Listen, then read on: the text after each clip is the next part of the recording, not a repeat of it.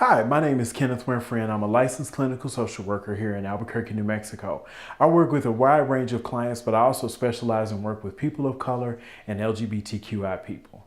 Today we're going to talk about some of the main aspects of interpersonal violence in LGBTQI relationships. We're going to cover three main areas. We're going to cover some red flags, and I'm also going to introduce you to a tool that might help you to better identify risk for your clients.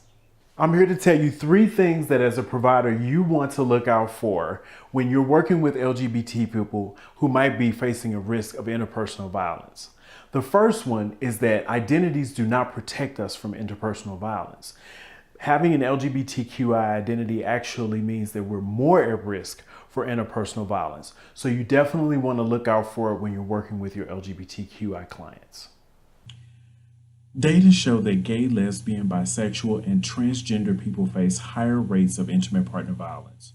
This graph shows that 29% of straight men in New Mexico have experienced it, 26% of gay men in New Mexico have experienced intimate partner violence, 37% of bisexual men, and for women, 35% of straight women report intimate partner violence, 43% of lesbian women experience intimate partner violence, and a staggering 61% of bisexual women report violence in intimate partner relationships.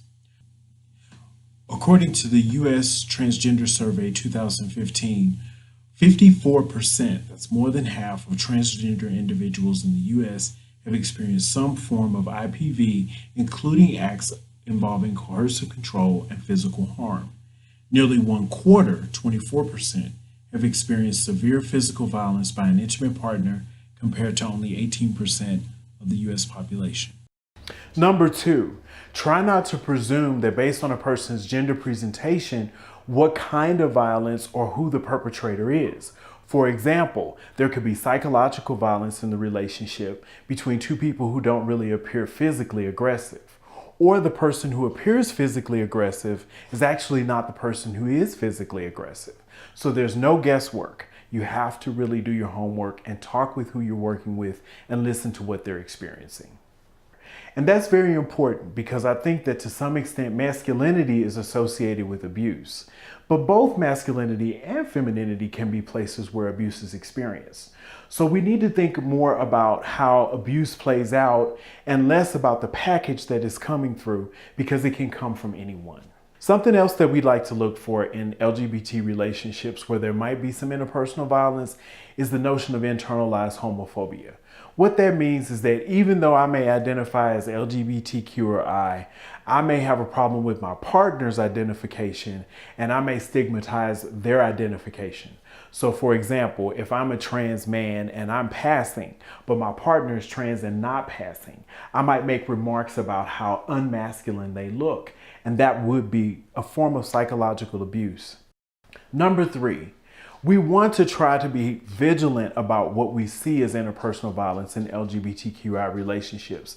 And I encourage you to intervene as quickly as possible because other factors of marginalization for LGBTQI people can actually exacerbate their experience of interpersonal violence. For example, if they have family that have rejected them because of their sexual orientation or gender identity, then they won't have family members who can help them get out of that relationship. So next I'm going to describe some of the aspects of IPV that show up on the power and control wheel for lesbian, gay, bisexual, and trans relationships. So the first one is using intimidation.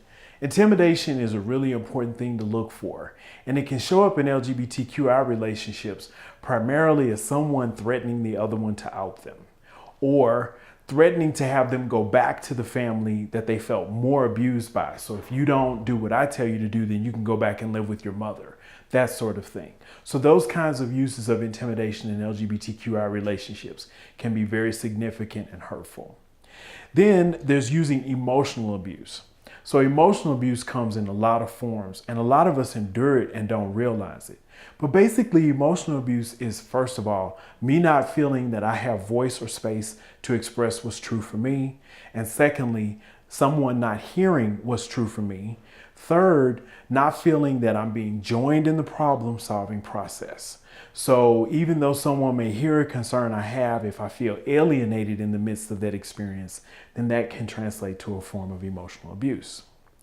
This leads to isolation, because if I can't get my needs met in this maybe one primary relationship that's represented in my same-sex relationship or my LGBTQI relationship, then I'm not able to talk with people outside of that relationship about it. So if my whole family doesn't believe that it's right for me to be who I am, I certainly can't go to them and tell them that I'm experiencing some sort of a challenge in my relationship and feel that I'll get really good sound advice and support.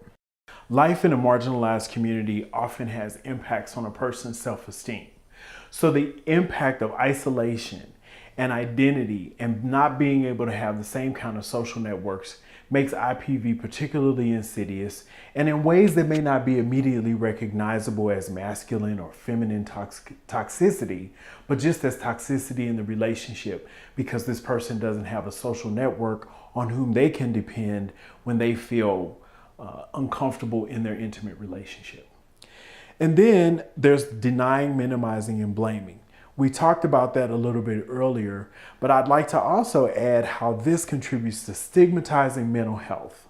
A lot of times people will say that their partner is complaining because they are just mentally ill, and they often will be the one to initiate clinical care because they feel that the therapist can make their partner stop complaining about being abused. But of course, we have to let them know that some of the aspects that we're seeing in their relationship are actually unhealthy, and we have to try to help them redirect their problem-solving skills as a couple. Some other aspects on the power and control will include using children. A lot of people don't think of children in lesbian, gay, bisexual, and trans relationships, but yes, we do procreate. And a lot of times people will threaten with telling our children that we're gay, or telling the authorities that we're bad people somehow, because they'll take advantage of the marginalization we experience from the greater paradigm. So using children as an aspect of interpersonal violence is certainly something that can be prevalent in lesbian, gay, bisexual, and trans relationship interpersonal violence, and I suggest you keep an eye out for it. Another aspect of lesbian, gay, bisexual, and trans interpersonal violence is using privilege. So what is privilege? Privilege is basically the access that I have to parts of life in my community because of who I am and because how I appear from the outside. So if I'm a white man in a white dominated community, I have that privilege.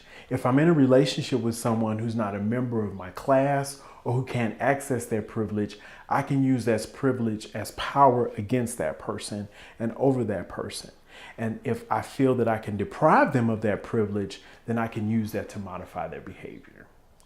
Then there is using economic abuse, which is very similar to privilege because economic power is a privilege. In that economic abuse, one person may give up certain financial power in order to make the relationship work, especially when there are children involved. And at that point, this person has to ask their partner sometimes about purchases that are otherwise mundane for some of us. So being observant of how they share that power and how they cope with problem solving when one person has a lot of control over finances can really reveal a lot about the health of the relationship.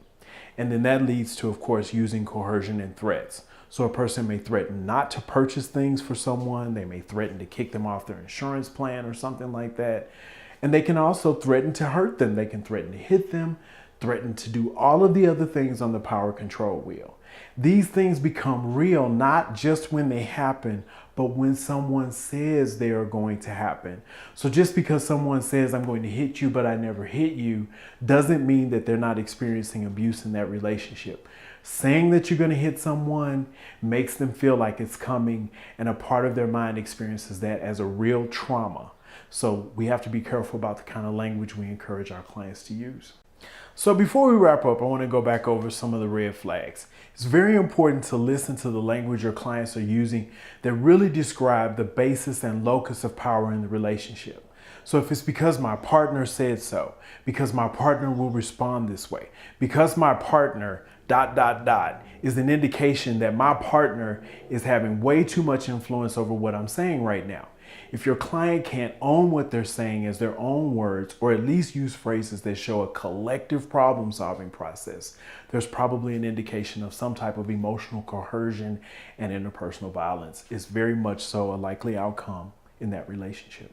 Also be on the lookout for things like a lot of mention of the partner's opinions about a person's behavior.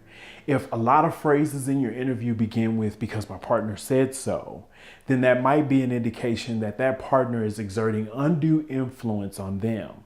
If they use phrases like "we decided," that might be a better indication of equitable sharing of power in the relationship. I also watch to see what kind of body language my clients are using. Sometimes seeking collaboration too much in the interview can be an indication that the locus of power in the relationship is a little off. For example, if I ask how you are feeling and you look to your partner for a response, that's an indication that you may not be ready to share what you feel because you're afraid of some sort of consequence of speaking your own truth. Thank you so much for sharing time with us to learn more about LGBTQI experiences of interpersonal violence. If you want to know more information, click the link below.